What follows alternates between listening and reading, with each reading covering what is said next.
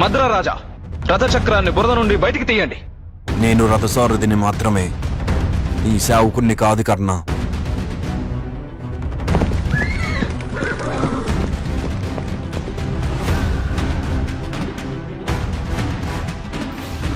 ఈ యుద్ధం పూర్తయిన తరువాత ఈ మాతకు నీ జన్మ వృత్తాంతాన్ని ప్రకటించేందుకు అనుమతినివ్వు పుత్ర.